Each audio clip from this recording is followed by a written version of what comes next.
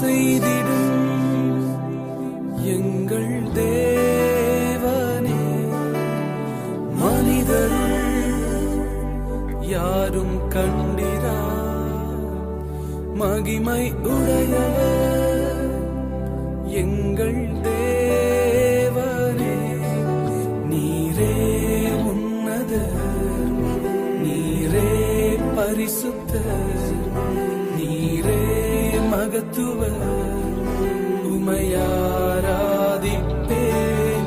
நீரே உன்னதர், நீரே பரிசுத்தர், நீரே மகத்துவர், உமையாராதிப்பேன். ஏல்வோலா நீரே உமக்கு ஆரம்பம் இல்லையே. ஏல்வோலா நீரே உமக்கு முடிவொன்றும் இல்லையே. ஏல்வோலா நீரே உமக்கு ஆரம்பம் இல்லையே. ஏல்வோலா நீரே உமக்கு முடிவொன்றும் இல்லையே. உம்மை அறிந்தவர் இல்லையே, உம்மை புரிந்தவர் இல்லையே, உம்மை கண்டவர் இல்லையே, உமக்கு உருவங்கள் இல்லையே. உம்மை அறிந்தவர் இல்லையே, உம்மை புரிந்தவர் இல்லையே, உம்மை கண்டவர் இல்லையே, உமக்கு உருவங்கள் இல்லையே. நீரே உன்னதர், நீரே பரிசுத்தர், நீரே மகத்துவர், உமையாராதிப்பேன். நீரே உன்னதர், நீரே பரிசுத்தர், நீரே மகத்துவர், உமையாராதிப்பேன். வேதம் சொல்லுகிறது, இஸ்ரவேலின் துதிகளிலே வாசம் செய்கிறது ஆண்டவர் பரிசுத்தர். அவர் உன்னதர், அவர் மகத்துவர், அவருக்கு ஆரம்பம் இல்லை, அவருக்கு முடிவும் இல்லை. அவரை யாரும் புரிந்து கொண்டதில்லை, அவரை யாரும் அறிந்து கொண்டதில்லை. ஓ ஹalleluya, எஸ் மை மாஸ்டர். மனிதர்களால் காணப்பட முடியாதவர் நாங்கள் உம்மை ஆராதிக்கிறோம். நீர் மாத்திரமே பரிசுத்தர். You alone are holy God. You alone are. ஹalleluya. வாருங்கள் ஜெபம் செய்வோம். பிதாவே, குமாரனே, பரிசுத்த ஆவியானவரே, உம்முடைய திருத்துவ நாமத்துக்கு ஸ்தோத்திரம் உண்டாவதாக. நீர் தேவன், நீர் கர்த்தர், எங்களை படைத்தவர், உருவாக்கினவர், எங்களை சிருஷ்டித்தவர், தெரிந்து கொண்டவர். உம்முடைய முத்திரை எங்கள் மேல் தங்கி வருவதற்காக நாங்கள் உமக்கு நன்றி செலுத்தி ஆண்டவரே, இந்த ஆராதனையை உம்மை நாங்கள் வரவேற்கிறோம். நீர் ஆராதனை நாயகன், ஆராதனை உமக்கு ஒருவருக்கே சொந்தம் என்று அறிக்கை செய்து தேவன் தாமே இந்த நாளிலே நாங்கள் ஏறெடுக்கும் எங்கள் துதி, எங்களுடைய ஆராதனை, எங்களுடைய தியானம், எங்களுடைய ஜெபம் ஒவ்வொன்றும் உமக்கு உகந்தனவாய் தங்கும்படி எங்களை தாழ்த்து ஒப்புக் கொடுக்கிறோம். உம்முடைய நாமம் மகிமைப்படுவதாக. இயேசு கிறிஸ்துவின் நாமத்திலே ஜெபிக்கிறோம் நல்ல பிதாவே, ஆமென்.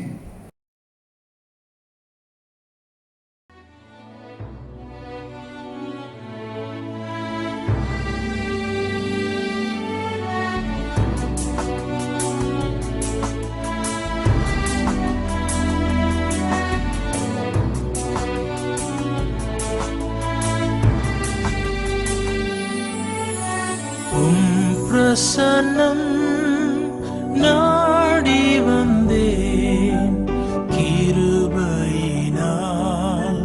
நோக்கிடுமே. பிரசன்னம் நாடி வந்தேன், கிருபையினால் நோக்கிடுமே. இரத்தத்தால் என்னை கழுவிடுமே. பிள்ளையாய் என்னை மாற்றிடுமே. இரத்தத்தால்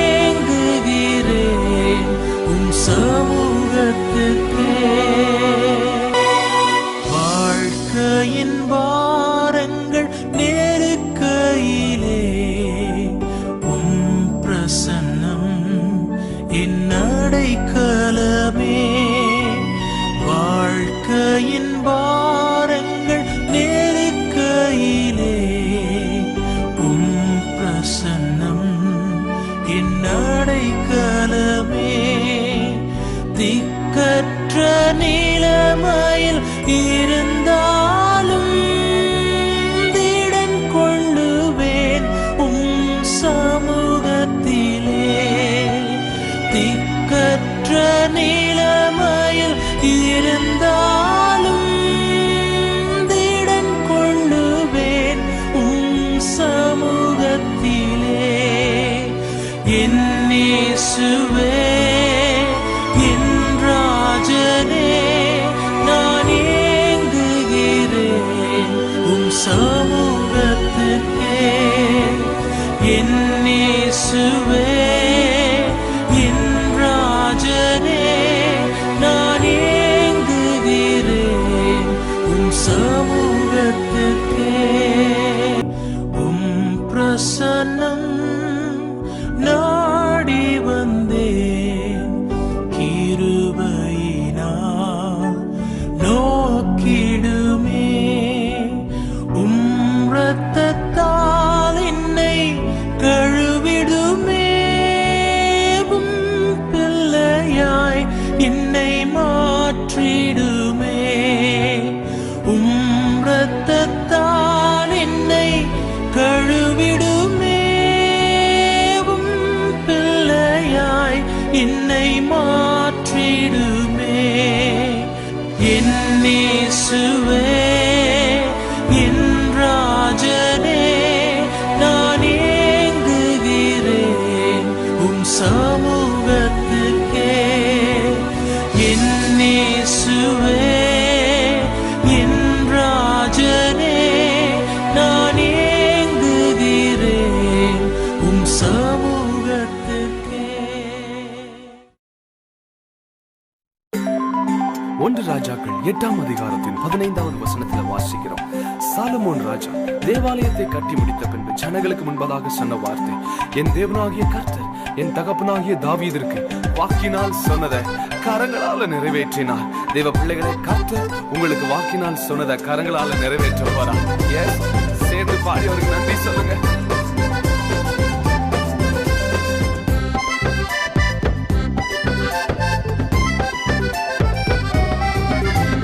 நன்றி சொல்லி உம்மை பாட வந்தோம், உம் காருண்யத்தை எண்ணி போற்ற வந்தோம். நன்றி சொல்லி உம்மை பாட வந்தோம், உம் காருண்யத்தை எண்ணி போற்ற வந்தோம். வார்த்தையினால் நீர் சொன்னதெல்லாம் கரங்களினால் இன்று நிறைவேற்றினீர். வார்த்தையினால் நீர் சொன்னதெல்லாம் கரங்களினால் இன்று நிறைவேற்றினீர். நன்றி நன்றி சொல்வோம் உயிர் உள்ளவரை, ஒன்றும் குறையாமல் காத்திடும் நல்லவரை. நன்றி நன்றி சொல்வோம் உயிர் உள்ளவரை, ஒன்றும் குறையாமல் காத்திடும் நல்லவரை.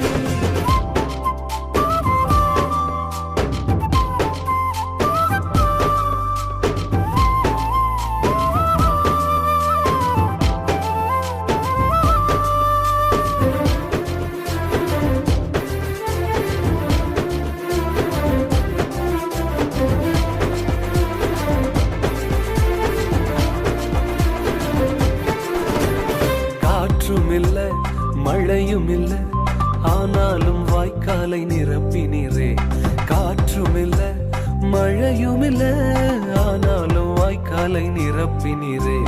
வார்த்தையினால் நீ சொன்னதெல்லாம் கரங்களினால் இன்று நிறைவேற்றினீர். வார்த்தையினால் நீ சொன்னதெல்லாம் கரங்களினால் இன்று நிறைவேற்றினீர். நன்றி நன்றி சொல்வோம் உயிர் உள்ளவரை, ஒன்றும் குறையாமல் காத்திடும் நல்லவரை.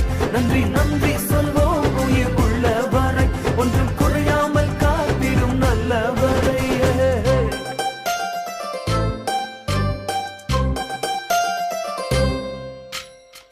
உடன்படிக்கை செய்து நம்மை நடத்தி வந்தவர் இதுவரைக்கும் மாறாமல் காத்துக்கொண்டார்.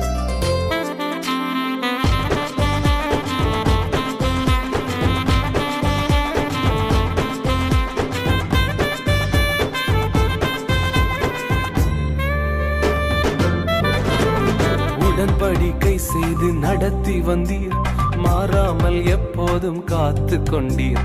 உடன்படிக்கை செய்து நடத்தி வந்தீர், மாறாமல் எப்போதும் காத்து கொண்டீர்.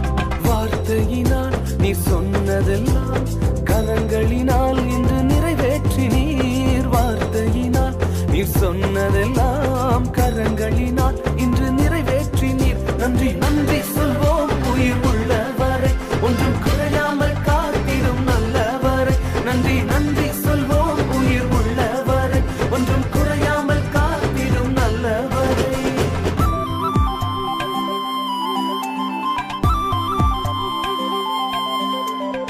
வாழ்க்கையின் விசாலமான பகுதியில் அநேகர் நம்மோடு வருவாங்க. ஆனா நெருங்கின நேரத்துல கர்த்தர் மாத்திரம் வருவார். கைவிடாமல் விட்டு விலகிடாமல் நெருங்கின பாதையிலும் கூட வந்தீர். கைவிடாமல் விட்டு விலகிடாமல் நெருங்கின பாதையிலும் கூட வந்தீர். வார்த்தையினால் நீ சொன்னதெல்லாம் கரங்களினால் இன்று நிறைவேற்றினீர். வார்த்தையினால் நீ சொன்னதெல்லாம் கரங்களினால் இன்று நிறைவேற்றினீர். நன்றி நன்றி சொல்வோம் உயிர் உள்ளவரை ஒன்றும் குறையாமல் காத்திடும் நல்லவரை நன்றி நன்றி சொல்வோம் உயிர் உள்ளவரை ஒன்றும் குறையாமல் காத்திடும் நல்லவரை நன்றி நன்றி சொல்வோம் உயிர் உள்ளவரை ஒன்றும் குறையாமல் காத்திடும் நல்லவரை நன்றி நன்றி சொல்வோம் உயிர் உள்ளவரை ஒன்றும் குறையாமல் காத்திடும் நல்லவரை நன்றி நன்றி சொல்வோம் உயிர். நல்ல கரங்களை தட்டி நன்றி சொல்லுங்க பாருங்க. ஒன்றிலும் குறைபடாமல் நம்மை பாதுகாப்பவர் அவருக்கு உயிர் உள்ளவரை நன்றி சொல்லிக் கொண்டே இருப்போம். நல்லவரை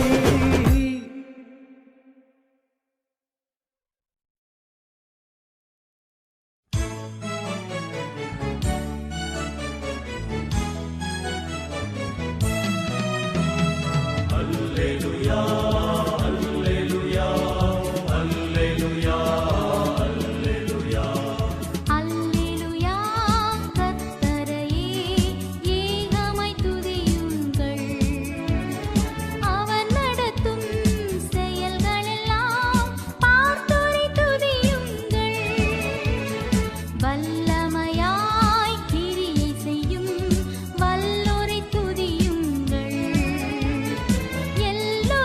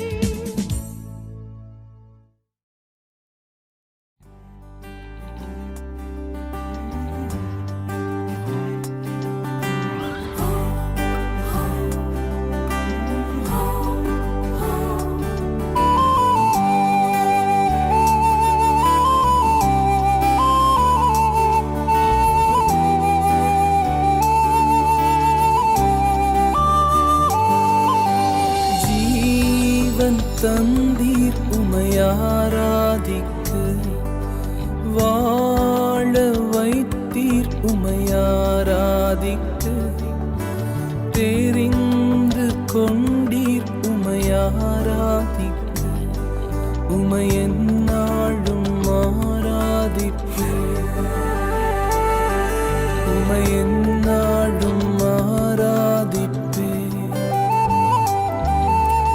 ஜீவன் தந்தீர் உமையாராதிக்க வாழ வைத்தீர் உமையாராதிக்க தெரிந்து கொண்டீர் உமையாராதிக்க உமையென்னாளும் ஆராதிப்பேன்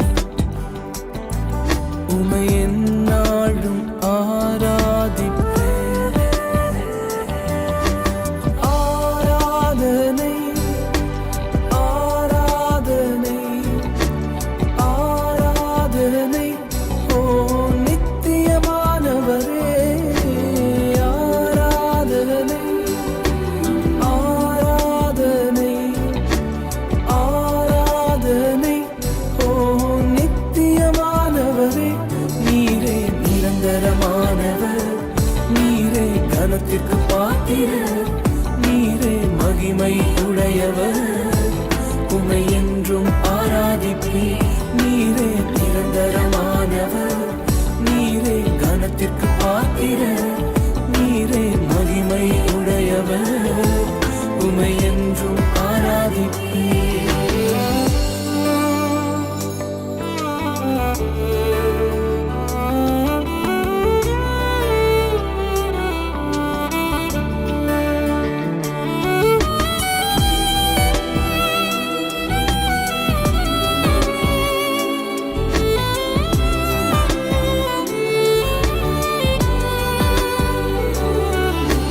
தீரூபை தந்தீர் உமையாராதிக்க பலனை தந்தீர் உமையாராதிக்க ஊழியம் தந்தீர் உமையாராதிக்க உமையென்னாளும் ஆராதிப்பேன் உமையென்னாளும் ஆராதிப்பேன்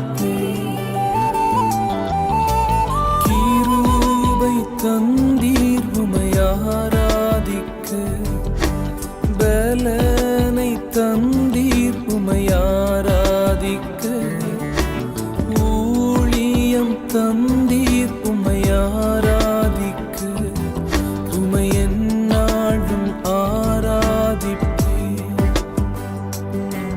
உமையென்னாளும் ஆராதிப்பேன் ஆராதனை ஆராதனை ஆராதனை ஓ நித்தியமானவரே ஆராதனை ஆராதனை ஆராதனை ஓ நித்தியமானவரே நீரே நிரந்தரமானவர் நீரே கனத்திற்கு பாத்திரர் நீரே மகிமை உடையவர் உமை என்றும் ஆராதிப்பே நீரே நிரந்தரமானவர் நீரே கனத்திற்கு பாத்திரர் நீரே மகிமை உடையவர் உமை என்றும் ஆராதிப்பே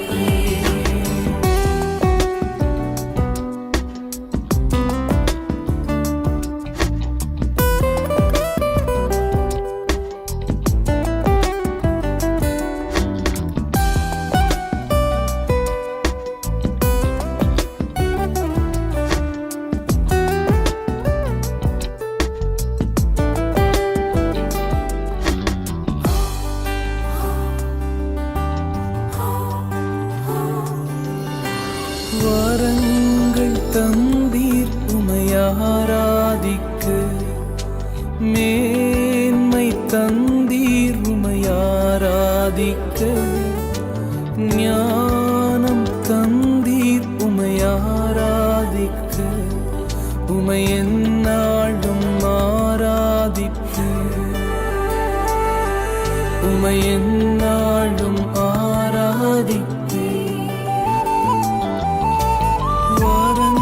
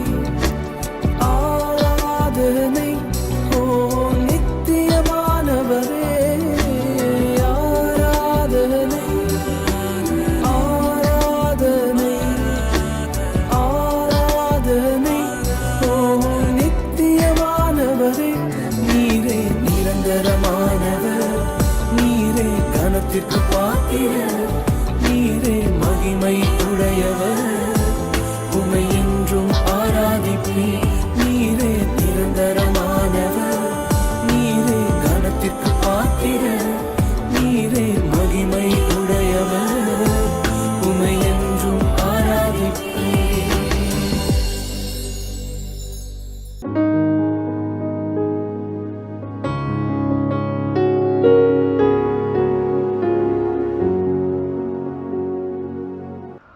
பரமண்டல இருக்கிற எங்கள் பிதாவே, உம்முடைய நாமம் பரிசுத்தப்படுவதாக, உம்முடைய ராஜ்யம் வருவதாக, உம்முடைய சித்தம் பரமண்டலில் செய்யப்படுவதே போல பூமியிலும் செய்யப்படுவதாக. அன்றுள்ள ஆகாரத்தை எங்களுக்கு இன்று தாரும். பிறருடைய குற்றங்களை நாங்கள் மன்னிப்பது போல எங்கள் குற்றங்களை எங்களுக்கு மன்னியும். எங்களை சோதனைக்குள் பிரவேசிக்க பண்ணாமல் தீமையினின்று எங்களை ரட்சித்துக் கொள்ளும். ராஜ்யமும் வல்லமையும் மகிமையும் என்றென்றும் உம்முடையவைகளே. ஆமென்.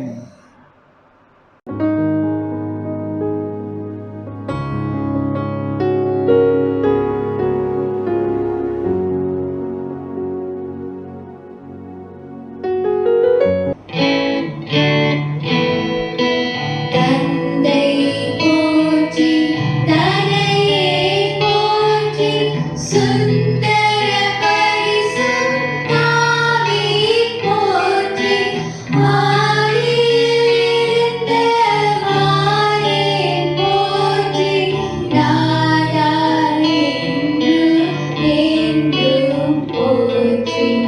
ஆமென், ஆமென், ஆமென்,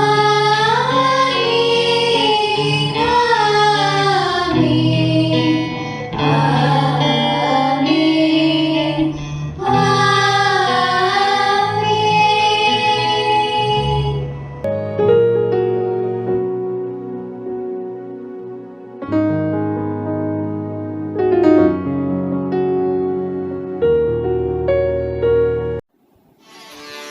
நீதான் என் தஞ்சமே, நீதான் என் கோட்டையே, நீதான் என் தஞ்சமே, நீதான் என் கோட்டையே. துன்ப வேளை தூக்கி என்னை தோளில் சுமந்தவரே, எத்தனை அன்பு ஆண்டவரே. துன்ப வேளை தூக்கி என்னை தோளில் சுமந்தவரே, உமக்கே ஆராதனை, உமக்கே ஆராதனை, இசையா உமக்கே ஆராதனை, உமக்கே ஆராதனை. நீரே என் ஆதாரமே, நீரே என் துணையாளரே, நீரே என் ஆதாரமே, நீரே என் துணையாளரே. சோர்ந்திடும் நேரம் சார்ந்திட உந்தன் கிருபை ஈந்தவரே. அப்பா, சோர்ந்திடும் நேரம் சார்ந்திட உந்தன் கிருபை ஈந்தவரே, உமக்கே ஆராதனை இயேசுவே, உமக்கே ஆராதனை. ஹல்லேலூயா. உமக்கே ஆராதனை, உமக்கே ஆராதனை. இயேசுவே உம்மை உயர்த்திடுவே, என் நேசரே உம்மை பாடிடுவே இயேசுவே உம்மை உயர்த்திடுவே என் நேசரே உம்மை பாடிடுவே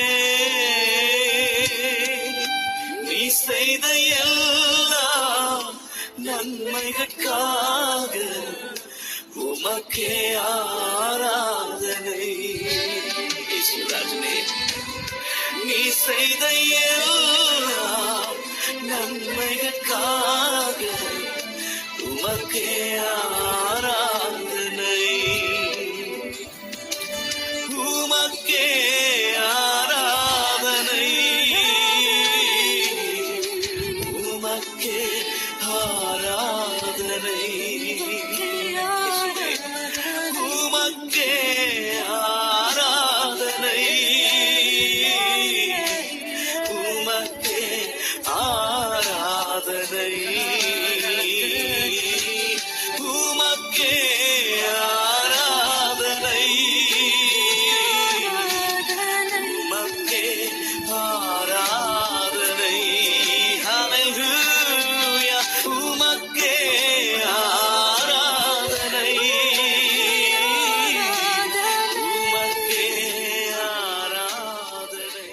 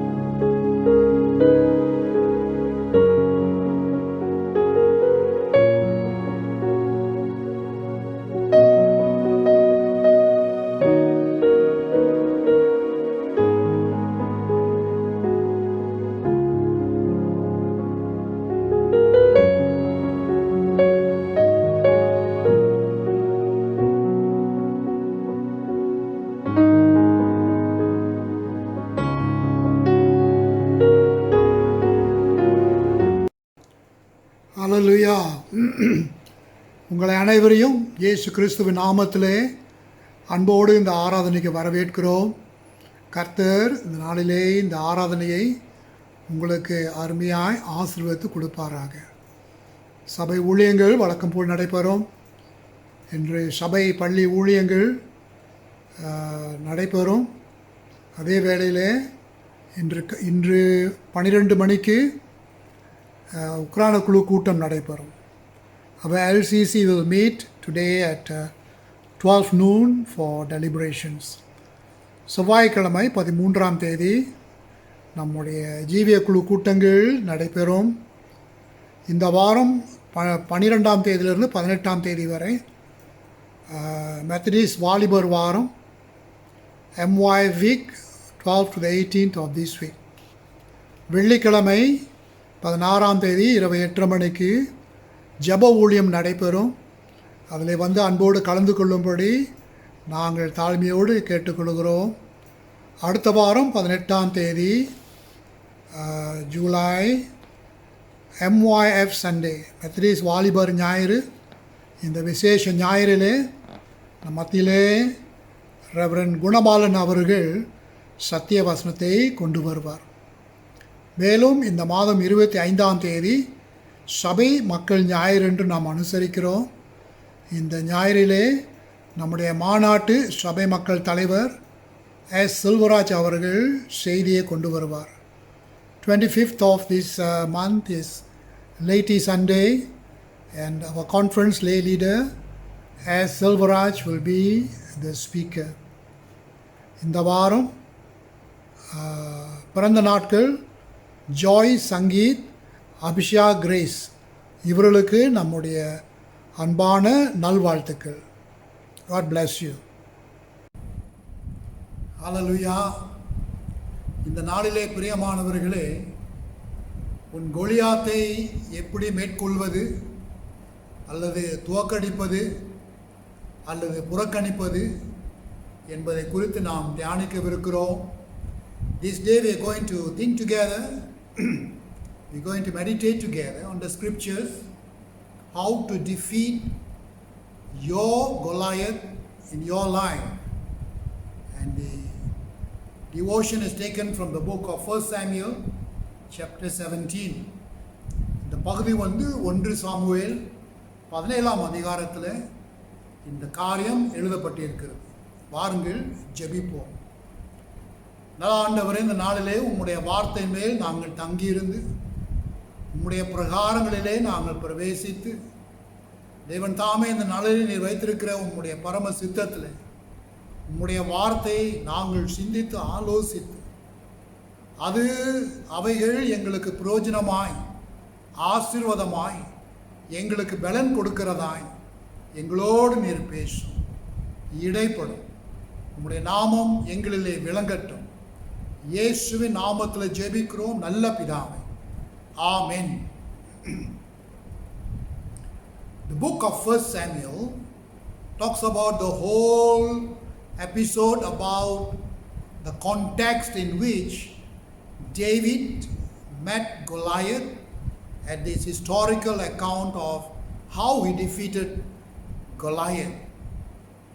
1 சாமுவேல் 17ஆம் அதிகாரம் பிரியமானவர்களே, வேத சரித்திரத்தில் காணப்படுகிற ஒரு முக்கியமான அங்கம். வாலிபன் தாவீது எவ்விதமாய் இந்த கோலியாத்தை அவன் முறியடித்தான் அல்லது மேற்கொண்டான் என்பதை குறித்து அங்கே நாம் வாசிக்கிறோம். சரி, இதை நாம் அறிந்து கொள்ள வேண்டுமானால் கொஞ்சம் பின் வரலாற்றை நாம் பார்க்க வேண்டும். Let us try to understand the context in which David meets Goliath and defeats him. 1 Samuel 17 talks about Jesse's sons going out and joining the army of Israel against the Philistines during the time of King Saul. King Saul is the first king of Israel, the United Kingdom.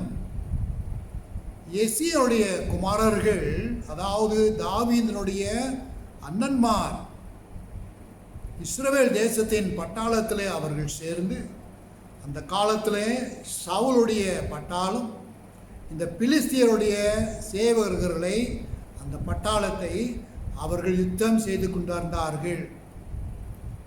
ஆக SC என்கிற இந்த தாவீதின் தந்தை ஒரு நாள் தாவீதை அழைத்து, உங்கள் சகோதரர்கள் எப்படி இருக்கிறார்கள் என்று சென்று நீ பார்த்து வா என்று அனுப்புகிறார். Jesse, David's father, sends David to the camp of the Israelites to inquire how his brothers are doing. And when David enters into the camp, while talking to his brothers, he hears the loud voice of Goliath, this giant-like figure. He was towered beyond or above all the other soldiers, both the Philistines and the Israelites, challenging the camp of Israelites to come and fight with him. தாவீது தம்முடைய சகோதரத்தில் பேசிக்கொண்டு இருக்கையில் இதோ சத்தம் கேட்கிறது. இதெல்லாம் நீங்கள் வாசிக்கலாம். ஒரு பெரிய உருவம் கொண்ட ஒரு மனுஷன், பெயர் கோலியாத். அவர் அந்த கூடாரத்துக்கு முன்னே வந்து சவால் இடுகிறார். யார் வந்து என்னோட சண்டை போடுவார்? அப்படி நீங்கள் ஜெயித்தால் நாங்கள் சரணடைவோம், நீங்கள் துவத்தால் அல்லது நாங்கள் ஜெயித்தால் எங்களுக்கு நீங்கள் அடிமையாவீர்கள் என்று அந்த சவால் இது தாவீது கேட்கிறார். அப்போ பேசும் பொழுது தம்முடைய சகோதரர்கள் சொல்லுகிறார்கள், இந்த காரியம் வந்து தாவீதுக்கு விசனமாயிருந்தது. ஏனென்றால் அவன் தேவனுடைய ஒரு மகனாய் இருந்தபடினால் இது இஸ்ரவேல் மக்களை நிந்திக்கிற, கேவலப்படுத்துகிற, இஸ்ரவேல் தேசத்துடைய தேவனை அவமதிக்கிற ஒரு காரியமாய் தாவீது பார்த்தார். அதனால்தான் அவன் உடனடியாக சென்று இந்த சவுல் இடத்துல அந்த வீரரை நான் சந்திக்கிறேன் என்று சொல்லுகிறார். When Goliath challenges the people of Israel to David, his feeling was that he was ridiculing the people of God. He was looking down upon the God of Israel.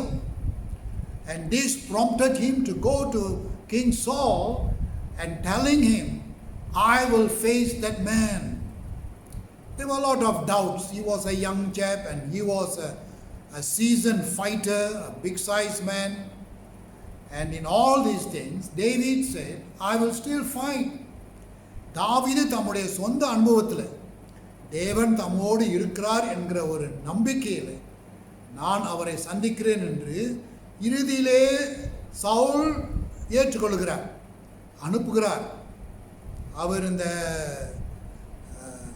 ஆயுதத்தை போட்டதும் கூட அதை கழட்டி போடுகிறார் என்று வசனம் சொல்லுகிறது. Even when he was dressed with all the armor and all the protective suit to meet Goliath, David discarded them and he went in his normal clothes. Now the Bible says he went to a brook and chose 5 pebbles or 5 stones. அவர் ஒரு நதி அருகே சென்று 5 கற்களை அவர் தெரிந்து கொண்டு அவர் சென்றார் என்று பார்க்கிறோம். இப்பொழுது தாவீது கோலியாத்து முன்பாக நிற்கிறார். Now David stands before Goliath, and we all know the story how when Goliath challenges David responds in taking one of the stones and slings it and hits it at Goliath's head, and Goliath fell down. And David ran, took Goliath's own sword and chopped off his head and brought victory to Israel. Now we must understand that it was not David's victory, it was God's victory. That was what was on the top of David's mind. தாவீது அந்த 5 கற்களில் ஒரு கல்லை எடுத்தாவன் நம்முடைய அந்த ஆயுதம், அந்த sling, அந்த பொருள் அவர் வீசுகிறார். அந்த கல் போய் கோலியாத்துடைய நெத்தியிலே பட்டு கோலியாத் கீழே சாய்கிறார். அவர் கீழே சாயும் பொழுது தாவீது ஓடி போய் அந்த கோலியாத்துடைய பட்டயத்தை எடுத்து அந்த கோலியாத்துடைய தலையை வெட்டுகிறார்.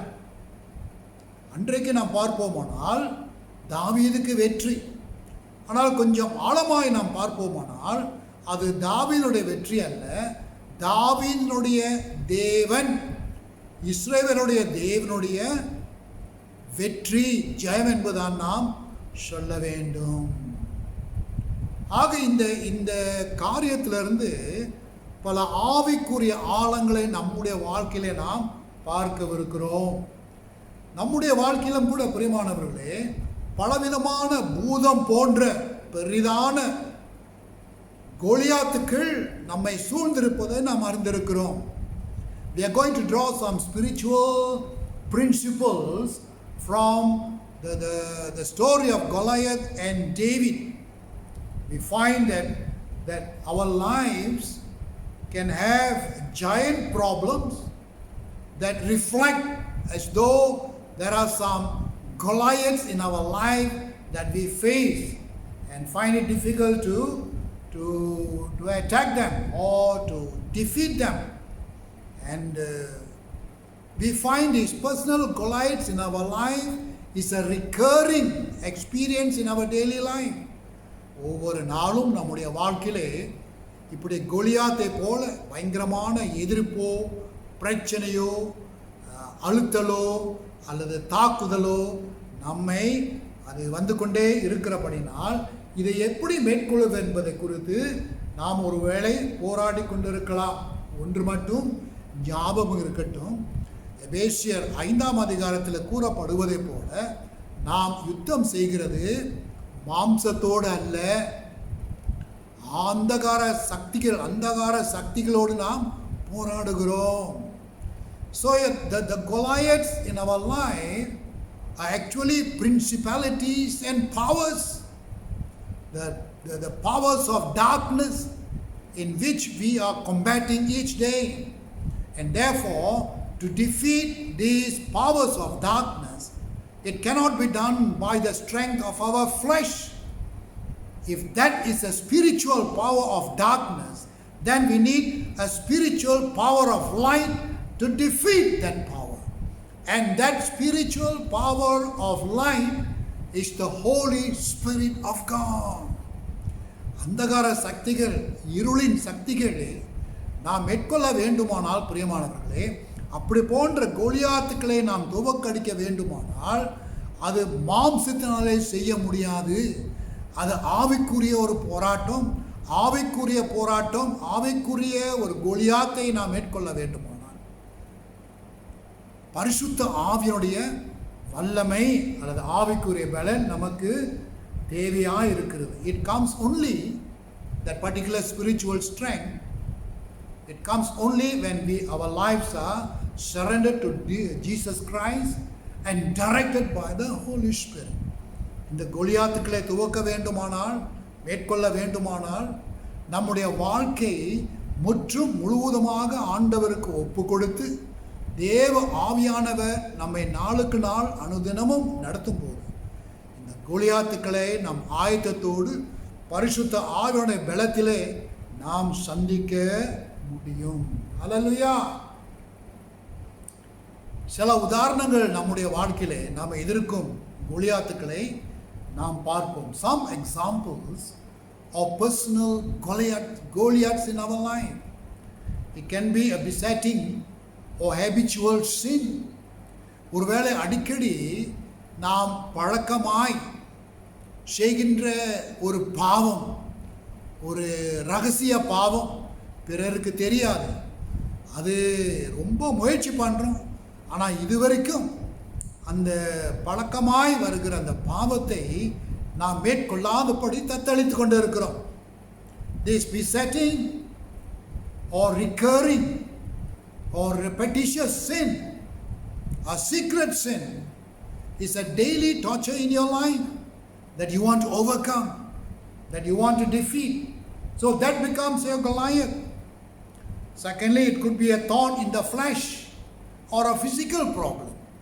ஒருவேளை பவுல் சொல்றது போல இந்த கோலியாத் உங்களுடைய மாம்சத்திலே ஒரு முள்ளாக அல்லது சரீரத்திலே பாதிக்கப்பட்ட ஒரு வியாதி, ஒரு சுகவீனம், ஒரு பலவீனமாய் இருக்கக்கூடும்.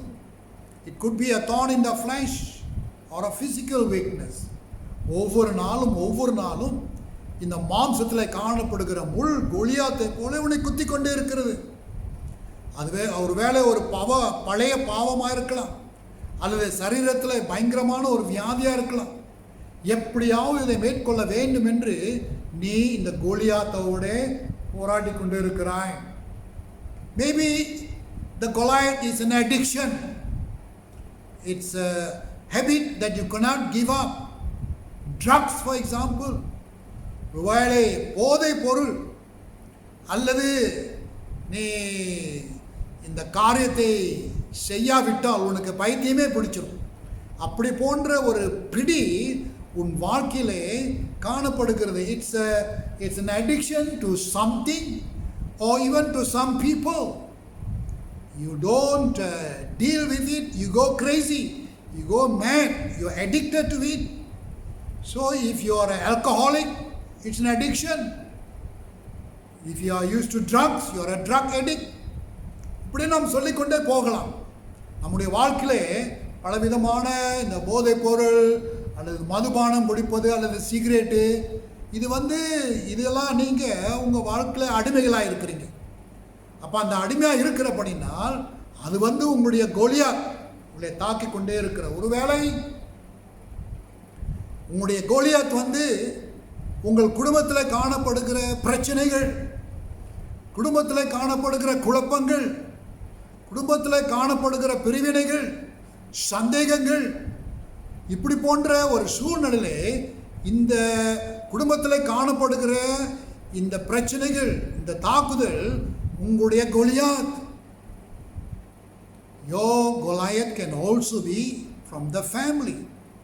Family problems, family divisions, family misunderstandings, family relationships which have broken down seem to be a big Goliath within your family with which you are battling every day to solve, to bring about a peaceful solution. Maybe your Goliath can be one of your enemies outside, who hates you, who ridicules you, who always looks down upon you. ஒருவேளை உன்னுடைய கோலியாத் உன் வாழ்க்கையில் உன்னுடைய எதிரியாக இருக்கலாம். பல வருட காலங்கள் பகைஞ்சவனாக இருக்கலாம், பிடிக்காதவனாக இருக்கலாம், உன்னை குறித்து கோல் சொல்லிக்கொண்டே இருக்கலாம். இப்படிப்பட்ட எதிரி உன் வாழ்க்கையிலே உனக்கு Goliath. Your Goliath can be your enemy. Maybe for years, this enmity has been persistently going on. He doesn't talk to you or she doesn't talk to you. Always finding fault and spreading scandals about you. That can be your Goliath. சிலருக்கு இந்த பண விஷயம் கூட ஒரு கோலியாத்தாக இருக்கலாம். இந்த கட்டக்காலத்தில் கூட பிரியமானவர்களே, பலர் வறுமையிலே இந்த COVID-19 வருமானம் இல்லாதபடி, இது ஏற்கனவே நான் சொல்லியிருக்கிறேன், வேலை இல்லாதபடி. ஆக இந்த சூழ்நிலை நாம் பார்க்கும்போது இந்த வேலை இல்லாத சூழ்நிலை, பணம் இல்லாத சூழ்நிலை, இப்படி போன்ற காரியங்கள் நமக்கு ஒரு கோலியாத்தை போல தென்படுகிறது. The situations in our life like money and unemployment can be Goliaths in our life which we are fighting daily to defeat the situation. Look at the present situation. The coronavirus situation is so big to everybody. It appears to be like a gigantic Goliath before us every day. Different forms, different people, even you and I are battling against this Goliath called the COVID-19. இப்போது நாம் பார்க்கிற சூழ்நிலையிலே இந்த corona virus என்கிற சூழ்நிலை கூட எத்தனையோ பேர் பல விதத்தில் அதை மேற்கொள்ளும்படி, அதை அடக்கும்படி, அதை சுகப்படுத்தும்படி வகை தேடிக்கொண்டிருக்கிறார்கள். அதிலே நீங்களும் நானும் பங்குள்ளவர்களாக இருக்கிறோம். ஆக நமக்கு இந்த கொரோனா வைரஸ் கூட ஒரு பெரிய கோலியாத். நாம் எப்படி அதை துவக்கலாம் என்று வகை தேடுகிறோம். So these are some of the examples in our life. We go back to the context about David. நாம் மறுபடியும் தாவீதுக்கு போவோம். அவர் இந்த கோலியாத்தை மேற்கொள்ளும்படி தம்முடைய ஆயத்தங்களை அவர் தேர்ந்தெடுக்கிறார். அவருடைய ஆயத்தம் என்ன? 5 சின்ன கண்கள். 1 சாமுவேல் 17 40 அவர் 5 கற்களை, சின்ன கற்களை அவர் தேர்ந்தெடுக்கிறார். 1 Samuel chapter 17 verse 40, the Bible says David chose 5 smooth stones. Now it is these 5 stones from which we are going to draw the principles to defeat the Goliaths in our life. இந்த 5 கற்களை கொண்டுதான் நம்முடைய வாழ்க்கையிலே காணப்படுகிற கோலியாத்துக்களை நாம் துவக்கடிக்கும்படி, நாம் மேற்கொள்ளும்படி சில ஆவிக்குரிய தன்மைகளை நாம் பார்க்க இருக்கிறோம். முதல் கல்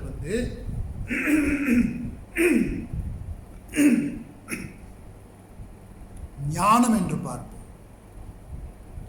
The first stone could be seen as wisdom. ஞானம் 29ஆம் வசனத்தில் நாம் வாசிக்கிறோம். என்ன காரணம்? What is the cause? We must know the reason or the discernment for the battle against the Goliath in our life.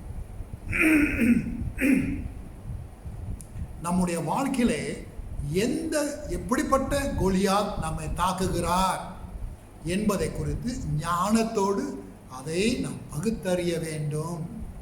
We need to locate the exact problem, the exact personality of Goliath against which we must fight. Focus is important.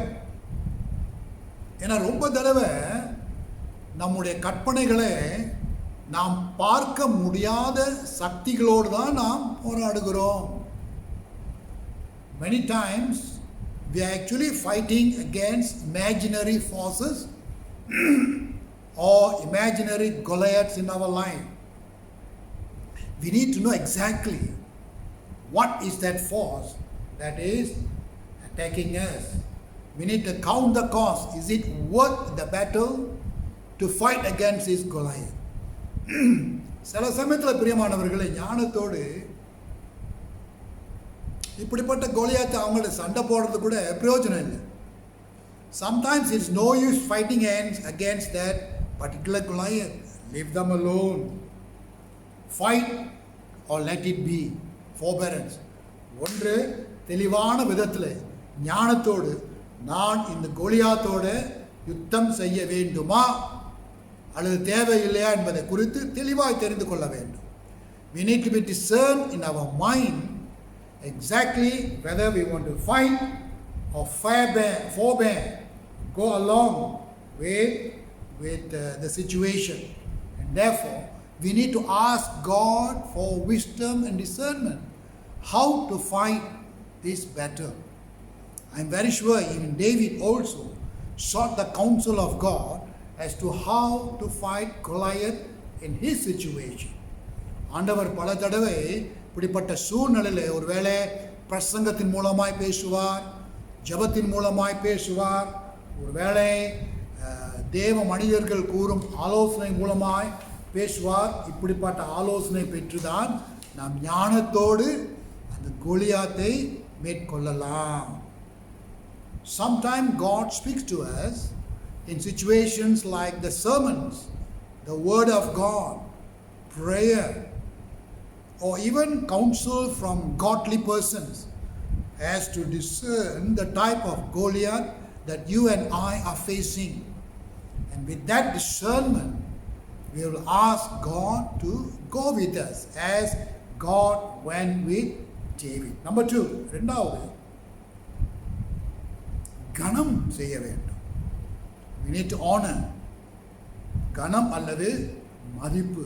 45ஆம் வசனத்தில் நாம் பார்ப்போமானால் தாவீது தெளிவான விதத்தில் யாருடைய பெயர் அல்லது நாமத்தில் அவர் வருகிறார் என்பதை குறித்து தேவனை கனப்படுத்தினார், தேவனுக்கு முதலிடம் கொடுத்தார், தேவனே அவருக்கு முன்பாய் செல்லுகிற ஜெகோவா நிசி என்பதை உணர்ந்து தேவனை கனப்படுத்தினார். David knew his God, Jehovah Nissi.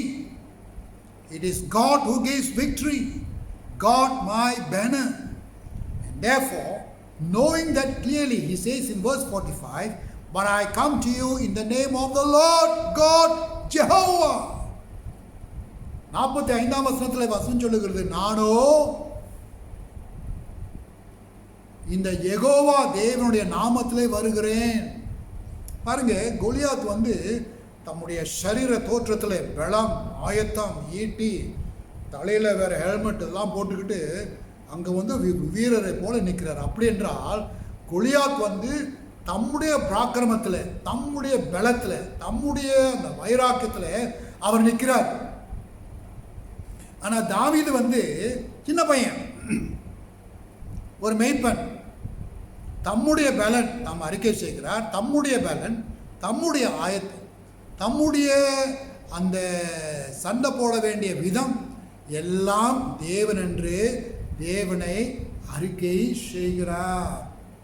அதே போலதான் பிரியமானவர்களே, கிறிஸ்துவ ஜீவியத்தில் நீங்களும் நானும் கிறிஸ்தவர்களாக இருக்கிறபடினால் இந்த கோலியாத்தை நாம் மேற்கொள்ள வேண்டுமானால் கிறிஸ்துவை போல, கிறிஸ்துவின் மாதிரியிலே கிறிஸ்துவுக்கு சார்பாக நாம் செல்லுகிறோம் என்பதை குறித்து அந்த உறுதியோடு நிற்க வேண்டும். நாம் இயேசு கிறிஸ்துவின் சேனாதிபதிகள். அப்போ இயேசுவின் நாமத்திலே நாம் செல்லும் பொழுது நமக்கு எதிராக வருகிற கோலியாத்தை நாம் துவக்கடிக்க முடியும். We represent Christ.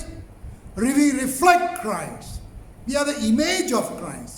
So when we go to fight the Goliaths in our life, you represent, you come in the name of Jesus Christ of Nazareth. And when you command in the name of Jesus Christ of Nazareth, that Goliath will flee. Hallelujah. We are not to be ashamed of God. ஆண்டவரை குறித்து நான் வெட்கப்படக்கூடாது. இதில் நான் தோற்று போன கூட சந்தேகம் கூட வரக்கூடாது. ஏன்னா இயேசு நாமத்தில் போறீங்க. வசனமே சொல்லுகிறது, என்னுடைய நாமத்தில் நீ எது கேட்பாயோ அது உனக்கு கொடுக்கப்படும். பிதாவின் நாமம் மகிமைப்பட உனக்கு அருளி செய்யப்படும். You know, the Bible says in the New Testament, Jesus says, if you ask anything in my name, and in so doing, if my Father's name is glorified, I will give you that authority. I'll give you that power. I'll give you that right to overcome your Goliath. இந்த கோலியாத்தை நாம் மேற்கொள்ளும் பொழுது ரெண்டு காரியங்கள். ஒன்று, நமக்கு எதிராக நிற்கிற எதிரிகளை நாம் மேற்கொள்ளும்படி ஆண்டவர் நமக்கு பலன் கொடுக்கிறார். ரெண்டாவது, உண்மையிலே நாம் வேதத்தை அறிந்தபடி அந்த யுத்தத்தை நாம் செய்யவில்லை, தேவன் நம் சார்பாக செய்கிறார். Two things. The Goliath in your life is real. You are actually struggling and battling against real Goliaths in your life.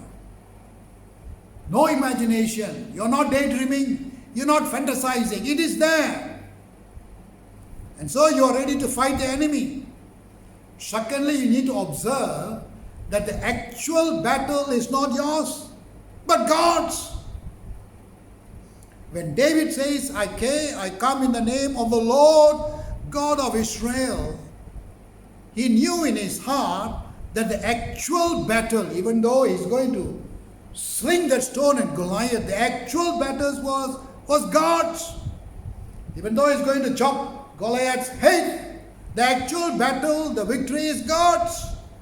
That honor David gave to God. சரிதாங்க, கோலியாத் இந்த தாவீது கல்லினாலே அடித்து கோலியாத் கீழே விழுந்தார், தலையும் வெட்டினார். ஆனால் தாவீது தேவனை விசுவாசிக்கிறபடினார் அவன் அப்படி செய்தாலும் கூட உண்மையான வெற்றி தேவனுடையது என்பதை குறித்து அவர் கனம் செய்கிறார் என்று பார்க்கிறோம். There is no victory by dishonest methods with enemies or money. உண்மையான யுத்தம் தேவனுடைய என்பதை குறித்து நாம் அறிந்து கொள்ள வேண்டும். மூன்றாவது பிரின்சிபல், மூன்றாவது காரியம், இந்த மூன்றாவது கல்லை குறித்து நாம் பார்ப்போமானால் ஃபெய்த், விசுவாசம் அல்லது நம்பிக்கை. 47ஆம் வசனத்திலே தாவீது சொல்லுகிறார், முற்றும் முழுவதுமாக. தாவீது கோலியாத்துக்கு முன்ன நின்றாலும் கூட அவருக்கு முன்பாக கர்த்தர் நிற்கிறார். David had great faith even though he stood against Goliath, facing him face to face. Actually, before David, in front of David was God facing the enemy. And therefore, David was just the instrument to fight against Goliath. I want to repeat that particular cause for which David wanted to kill Goliath. No, he looked down upon the God of Israel. That was what triggered David to fight the enemy. இந்த கோலியாத் இஸ்ரவேல் தேவனை கேவலமாய் அவர் கீழ்த்தனமாய் பேசினபடினால்தான் இந்த தாவீது இந்த கோலியாத்தை மேற்கொள்ள பார்க்கிறார். So most of the time when God fights the battle for us, He still uses us to fight. It's not that you still sit down and God does the fighting. பாருங்க, தாவீதை போல ஆண்டவர் நம்முடைய கோலியாத்துக்களை மேற்கொள்ளும்படி அவர் யுத்தம் செய்யும் பொழுது அவர் தொடர்ந்து நம்மை பயன்படுத்துகிறார். உன் கல்லை எடுத்துக்கொள், உன் பட்டயத்தை எடுத்துக்கொள், உன் ஆயுதத்தை எடுத்துக்கொள் என்று அவர் சொல்லுகிறார். நாம் அவர் சொல்லுவதை நாம் செய்வோம். ஆனால் இறுதியிலே அந்த யுத்தத்தினுடைய வெற்றி தேவனுடையது என்று மறந்துடக்கூடாது. அது நாம் விசுவாசிக்க வேண்டும். In the end, we must realize that God always wins. Romans 8:37, 2 Corinthians 2:14, ரோமர் 8:37, 2 கொரிந்தியர் 2:14 வசனத்திலே வசனம் சொல்லுகிறது, அங்கே தேவன் எப்பொழுதுமே ஜெயிக்கிறவராய் இருக்கிறார். Faith will enable you to use His power to win. தேவன் என்னை பலப்படுத்துகிறார், தேவன் என்னை உறுதிப்படுத்துகிறார் என்கிற நம்பிக்கை, விசுவாசம் எனக்கு இருக்கிறது. அதான் வசனம் சொல்லுகிறது பிலிப்பியர் 4:13, என்னை பலப்படுத்துகிற கிறிஸ்துவினாலே எல்லாவற்றையும் செய்ய எனக்கு பலன் உண்டு. We exercise faith in verses like Philippians chapter 4 verse 13. I can do all things through Christ who strengthens me. That is our motivation in faith, that He who strengthens me enables me to fight the Goliath in my life. என்னை பலப்படுத்துகிற கிறிஸ்துதான் பிரியமானவர்களே, எனக்கு எதிராய் வருகிற அல்லது என்னை சூழ்ந்திருக்கிற அக்கம்பக்கத்தில் காணப்படுகிற கோலியாத்துக்களை ஜெயிக்கும்படி அந்த பலன் நமக்கு தங்குகிறது. This spiritual power is available only to those who are saved. நல்லா கவனிங்க, இந்த ஆவிக்குரிய உள்ளான பலன் மனுஷர்களை காணப்படுகிற இந்த பலன் யாருக்கு கிடைக்கிறது? ரட்சிக்கப்பட்டவர்கள், மீட்கப்பட்டவர்கள், தேவனுடைய பிள்ளைகளுக்கு அப்படிப்பட்ட ஆவிக்குரிய பலன் இருக்கிறது. இந்த பலன் தான், இந்த ஆவிக்குரிய பலன் தான் தாவீதுக்குள்ளே இருந்தது. 1 Samuel 16:13. In 1 Samuel chapter 16 verse 13, we see that this was the kind of spiritual power of God within David, and he was able to go through faith, and faith was his victory. அவர் அந்த விசுவாசத்திலே நடந்து அந்த கோலியாத்தை அவன் சந்திக்கும் பொழுது அந்த விசுவாசம்தான் தமக்கு பலமாய் இருந்தது. So he went in faith to defeat that Goliath. And that faith that he had in God translated into the power of God. Hallelujah! எவ்வளவுக்கு எவ்வளவு ஆண்டவருக்குள் நாம் இருந்து அவரை விசுவாசிக்கிறோமா, கர்த்தர் எனக்கு இதை உண்டு பண்ணுவார் என்று விசுவாசித்து நீ செய்வாயானால், செல்லுவாயானால், அந்த விசுவாசம் உங்களுக்கு பலமாய் மாற்றப்படும். அந்த பலன் வரும் பொழுது உங்கள் கோலியாத்துக்களை நீங்கள் துவக்கடிக்க முடியும், மேற்கொள்ள முடியும். அல்லேலூயா! 4வது கல்லு விடாமுயற்சி என்பதற்கு ஒரு கருத்து. Perseverance. Verse 48, David hasted and ran toward Goliath. இந்த கோலியாத்தை எப்படியாவது சாய்க்க வேண்டும், விழ செய்ய வேண்டும் என்பதை குறித்து நேரத்தை அவன் தாமதிக்காதபடி அவன் முன் சென்றான். He went on the offensive. He did not withdraw. ஆண்டவர் தம்மோடு இருக்கிறார் என்று அவன் உணர்ந்து விசுவாசித்தபடினால் அவன் பின்வாங்காதபடி, எந்த ஒரு பயத்தையும் காட்டாதபடி, தயக்கத்தையும் காட்டாதபடி அவன் உடனே செல்லுகிறான் என்று பார்க்கிறோம். உடனே அதை மேற்கொள்ளும்படி அவர் சொல்லுகிறான் என்று பார்க்கிறோம். David used some of his past experiences to show how God was with him. You remember, he was telling Saul that God was with him and he even broke the jaws of a lion. He defeated a lion which came to attack his sheep. Saul இடத்துல தாவீது சொல்லுகிறார், இதோ பாருங்க, தேவன் நான் ஆடுகளை பார்த்து கொண்டிருக்கும் பொழுது பல ஓநாய்கள், பல சிங்கங்கள் ஓநாய்களை தாக்க வரும் பொழுது அந்த சூழ்நிலை கர்த்தர் எனக்கு பலத்தை கொடுத்து அந்த கோலியாத் என்கிற அந்த சிங்கத்தை அவர் முறியடித்தார் என்று பார்க்கிறோம். அல்லேலூயா. அப்படிதான் நம்முடைய வாழ்க்கையிலும் எந்த தேவன் என்னோடு முன்ன இருந்தாரோ அதே தேவன் தொடர்ந்து எனக்கு முன்பாக செல்லுகிறார் என்பதை குறித்து நாம் பார்க்கிறோம். commit. If you don't commit yourself, you will fail. இந்த விசுவாசத்துக்குள்ளே, இந்த நம்பிக்கைக்குள்ளே, இந்த தேவனுடைய உறுதிக்குள்ளே, தேவனுடைய ஆழத்துக்குள்ளே முற்று முழுவதுமாய் நாம் ஒப்பு கொடுக்க வேண்டும். இந்த ஒப்பு கொடுத்தல் தான், நான் மறுபடியும் சொல்லுகிறேன், இந்த ஒப்பு கொடுத்தல் தேவனுடைய பலமாய் நமக்கு மாறுகிறது. Again I want to say, the total commitment that we put in God, that he will fight the battle for us. Again, that commitment, just like faith, translates itself into the power of God to fight your Goliath. Hallelujah. There must always be a driving force within you that says, I must win this Goliath in my life. I must win this battle.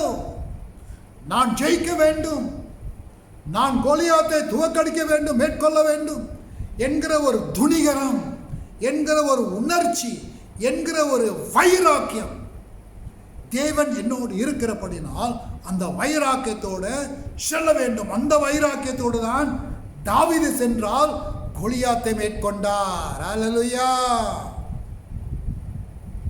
கடைசியாக ஒரு காரியம், இந்த 5வது கல்லை பற்றி கொஞ்சம் சொல்லிடுறேன்.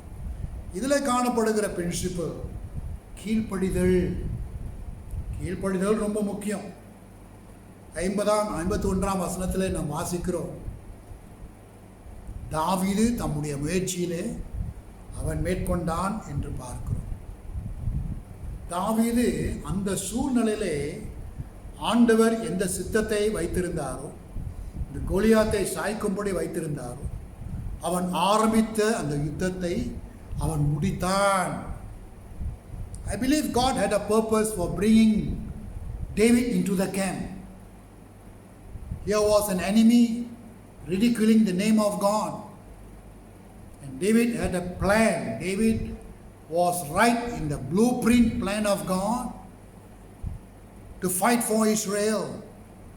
And therefore what David started, he finished. Now when I read the scriptures, it is as though God is telling David, go David. It is as though that David heard God's voice. Say, yes Lord, I will go, I will fight. Obedience. ஏதோ தாவீது இடத்துல தேவன் பேசுகிறதை போல, தாவீது என்னுடைய நாமத்தில் நீ போ, யுத்தத்தை நீ செய், இந்த கோலியாத்தை நீ மேற்கொள்ளு, உன்னோடு நான் இருக்கிறேன் என்பது ஏதோ ஆண்டவர் தம்முடைய திட்டத்திலே, தம்முடைய சித்தத்திலே தாவீதிடத்தில் சொல்லி அவன் சொல்லுகிறான். ஆமாம் ஆண்டவர், சரி ஆண்டவர், என்ன போகிறேன். அவன் கீழ்ப்படுகிறதுனாலே ஆரம்பித்த வேலையை அவன் முடிக்க செய்தான். Paul finished his job. 2 Timothy 4:7, நல்ல ஓட்டத்தை ஓடினேன், போராட்டத்தை போராடினேன், விசுவாசத்தை காத்துக்கொண்டேன் என்று பவுல் 2 தீமோத்தேயு 4ஆம் அதிகாரம் 7ஆம் வசனத்திலே அவர் சொல்லுகிறார். Paul says in 2 Timothy 4:7, I have run the race, fought the good fight and kept the faith. Total obedience. அப்ப கர்த்தர் பிரியமானவர்களே, நாம் கர்த்தருக்குள்ளே, கிறிஸ்துவுக்குள்ளே, அவருடைய ஆவிக்குள்ளே இருப்போமானால் அவர் உணர்த்துவார்,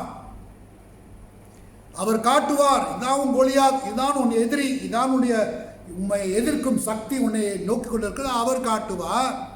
அதே சமயத்தில் அவர் சொல்லுவார், நீ எனக்குள்ள இருக்கிறபடினால் நான் தாவீதுக்கு சொன்னது போல உனக்கு சொல்லுகிறேன், நீ போ, நான் உன்னோடு கூட இருக்கிறேன். இயேசு அப்படிதான் சொன்னார், சதா கால பரியந்த முழுவதும் நான் உன்னோடனே கூட இருக்கிறேன் என்றார்.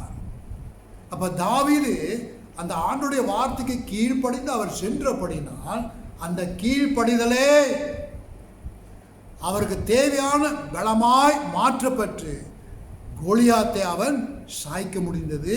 ஆனால் தேவன் தான் கோலியாத்தை சாய்த்தார். David obeyed the word of God. David stepped forth in faith, and when he obeyed God, he moved on. He was able to defeat Goliath. And yet we know that David was only an instrument. The actual person who defeated Goliath was the God behind David. And so today, my dear friends, listen to the word of God. All the Goliaths surrounding you, all the Goliaths you are facing in life, God says, go. As I was with David, I will be with you. But you need to have that certain commitment and faith to step out boldly, grab Goliath by the horns and say, I come in the name of Jesus Christ of Nazareth. And Goliath will fall before your eyes. Goliath will be defeated by God in and through you. Hallelujah! கர்த்தர் சொன்னதை செய்து முடிப்பார். எசேக்கியேல் 37:37 கர்த்தராகிய தேவன் இந்த வார்த்தைகளை உங்களுக்கு நான் சொல்லியிருக்கிறேன், இந்த வார்த்தைகளை நான் செய்து முடிக்கும்படி உன் வாழ்க்கையில காணப்படுகிற எல்லா கோலியாத்துகளை நான் உனக்காக சாய்வேன், சாய்க்க செய்வேன், முறியடிப்பேன், துவக்கடிப்பேன், மேற்கொள்வேன் என்று கர்த்தர் சொல்லுகிறார். ஹல்லேலூயா! Praise the Lord. பாருங்கள், ஜெபம் செய்வோம். நன்றி ஆண்டவரே, உம்முடைய வார்த்தையின் உறுதிக்காக நன்றி, உம்முடைய வார்த்தையின் ஊழியத்திற்காக நன்றி. இந்த நாளிலே ஆண்டவரே, எங்களுடைய வாழ்க்கையிலே வித்தியாசமான கோலியாத்துக்களை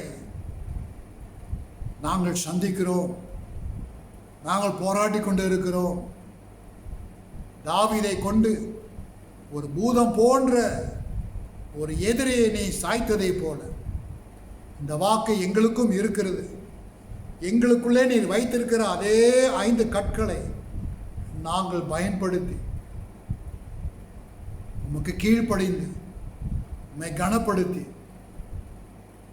நீ யாருடைய நாமத்தில் நான் செல்லேன் என்பதை குறித்து நாம் அறிந்து செல்ல எங்களுக்கு உதவி செய்து. Thank you, Lord, for the strength, for the power within us that you give us to defeat all the Goliaths in our life. We thank you for the assurance that you stand before us, even though we stand against the Goliaths in our life.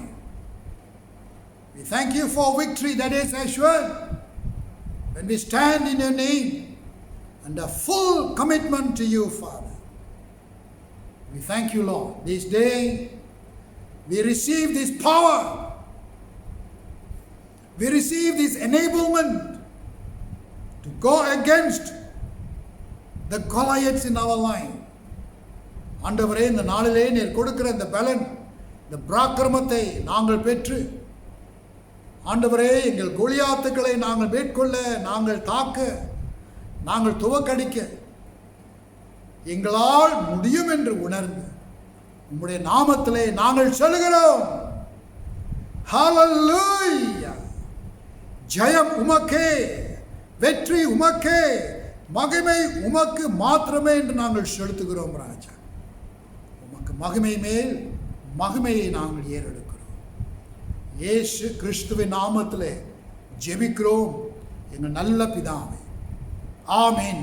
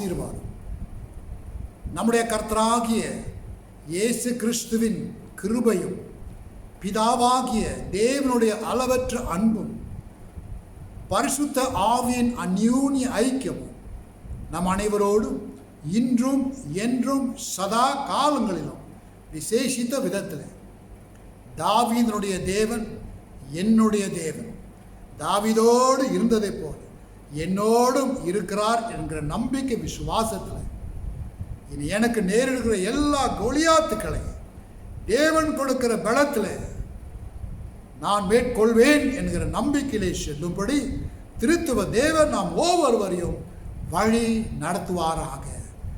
ஆமேன்.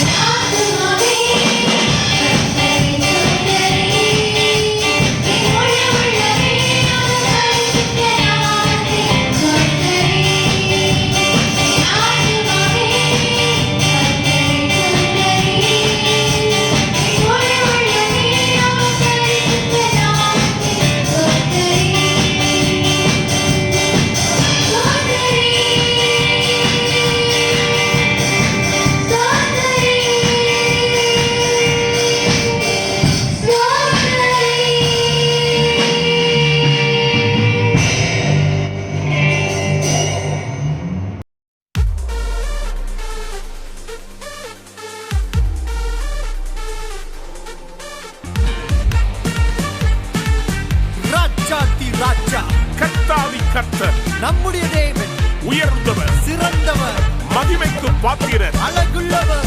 வாருங்கள் சேர்ந்தவரை ஆராதிக்கலாம். Come on. ராஜாதி ராஜாவாம் கர்த்தாதி கர்த்தராம் என் நேசர் என்னோடுண்டே. சத்திய வார்த்தைகள் என்னுள்ளே நிற்பதால் விசுவாசம் என்னில் உண்டு.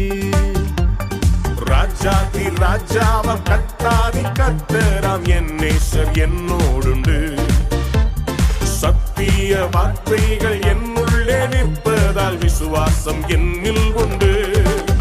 உம்மை ஆராதிப்போம், ஆர்ப்பரிப்போம், கர்த்தரின் நாமத்தை உயர்த்திடுவோம். உம்மை ஆராதிப்போம், ஆர்ப்பரிப்போம், கர்த்தரின் நாமத்தை உயர்த்திடுவோம். ராஜாதி ராஜாவாம் கர்த்தாதி கர்த்தராம் என் நேசர் என்னோடுண்டே.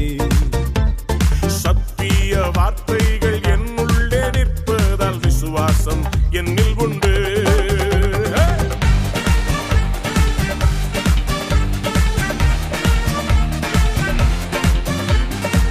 கால்கள் இடறி விழுந்த போது தூக்கிவிட யாரும் இல்லை, நீர் மாத்திரம் இருந்தேன், மறக்க மாட்டேன். கால்கள் இடறியே பள்ளத்தில் விழுந்தேனே, தூக்கி எடுத்தீரையா. உலகமே வெறுக்கையில் பக்கத்தில் நின்றென்னை தாங்கிக் கொண்டீரையா. தள்ளப்பட்ட கல்லாம் இருந்த என்னை மூளைக்கு தலைக்கல்லாய் மாற்றி விட்டீர். தள்ளப்பட்ட கல்லாய் இருந்த என்னை மூளைக்கு தலைக்கல்லாய் மாற்றி விட்டீர். உம்மை ஆராதிப்போம், ஆர்ப்பரிப்போம், கர்த்தரின் நாமத்தை உயர்த்திடுவோம். உம்மை ஆராதிப்போம், ஆர்ப்பரிப்போம், கர்த்தரின் ராஜாவாம் கத்தாதி கத்தராம் என் நேசர் என்னோடுண்டு. உம் சத்திய வார்த்தைகள் என்னுள்ளே நிற்பதால் விசுவாசம் என்னில் உண்டு.